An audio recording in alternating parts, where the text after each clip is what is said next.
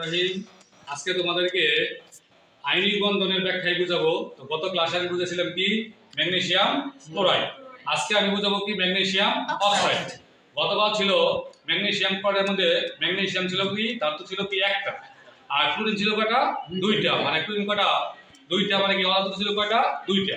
আজকের যৌগটা দেখো যে ম্যাগনেসিয়াম অক্সাইড, ম্যাগনেসিয়াম অক্সাইডের মধ্যে মৌল আছে কয়টা দুইটা, একটা হচ্ছে ম্যাগনেসিয়াম, একটা কি অক্সিজেন। তাহলে এখানে ম্যাগনেসিয়াম হচ্ছে কি ধাতু আর অক্সিজেন হচ্ছে কি অধাতু।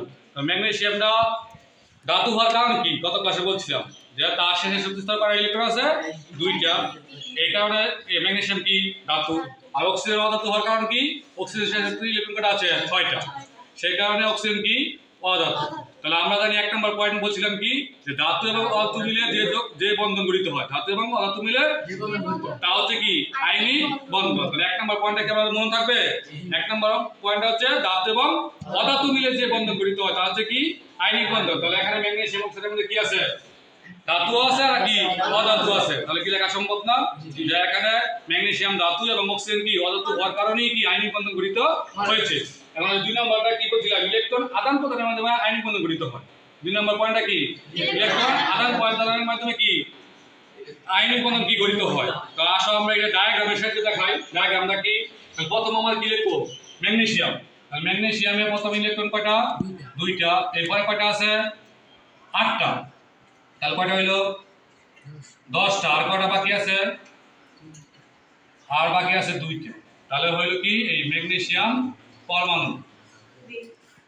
এখন অক্সিজেন আমরা আঁকবো। আমরা অক্সিজেন কয়টা আছে? প্রথমটায় 2টা, এরপরটা কয়টা আছে 8টা, 6টা, 6 আর 2 কত 8, তাহলে অক্সিজেন কি হলো পরমাণু। এখন এই যে ম্যাগনেসিয়ামের 2টা ইলেকট্রন এই অক্সিজেন পরমাণুর কাছে চলে আসবে। ম্যাগনেসিয়ামের 2টা ইলেকট্রন কার কাছে চলে আসবে? অক্সিজেনের কাছে আসার সাথে সাথে অক্সিজেন কি হয়ে যাবে? অষ্টকপূর্ণ হয়ে যাবে। অষ্টকপূর্ণ হয়ে নিষ্ক্রিয় গ্যাসের আকার দান করে ফেলবে। তাহলে এখন পরবর্তীতে নেক্সট আমার কি হচ্ছে, তাহলে এখানে ম্যাগনেসিয়াম ইলেকট্রন কটা কমে গেল? 2টা, তাহলে 2টা কমে গেল। তাহলে এখানে কটা হবে 8টা, তাহলে 8 আর 2 কটা হলো 10টা। আগে ছিল কয়টা 12টা, এখন হয়ে গেল 2টা কমে গেছে। তাহলে এখানে কি হলো ম্যাগনেসিয়াম 2+ আয়ন। তাহলে এখানে আবার কি করছে, 2টা ইলেকট্রন কি হয়ে গেছে বেড়ে গেছে।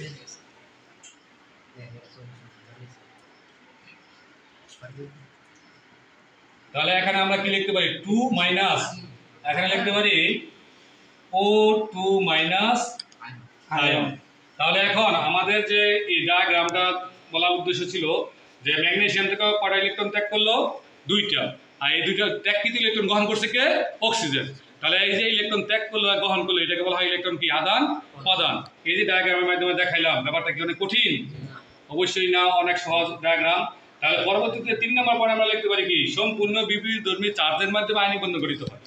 3 নম্বর পয়েন্টটা কি সম্পূর্ণ বিপরীতধর্মী চার্জের মাধ্যমে কি আয়নিক বন্ধন গঠিত হয়। তাহলে সম্পূর্ণ বিপরীতধর্মী চার্জ মানে কি একটা ধনাত্মক চার্জবাহী, একটা কি ঋণাত্মক চার্জবাহী। আসো আমরা এই বিক্রিয়াটা দেখি।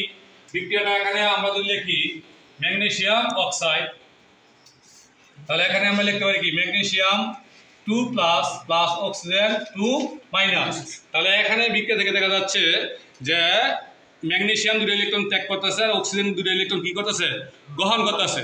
এই ইলেকট্রন ত্যাগ এবং গ্রহণ হওয়ার কারণেই এখানে কি বন্ধন গঠিত হয়েছে? আয়নিক বন্ধন গঠিত হয়েছে। ব্যাপারটা কি অনেক কঠিন মনে হয়েছে? অবশ্যই না, তোমরা এই ব্যাপারে আরো সচেতন থাকবা এবং বেশি বেশি এইগুলি চর্চা করার চেষ্টা করবা। ধন্যবাদ সবাই।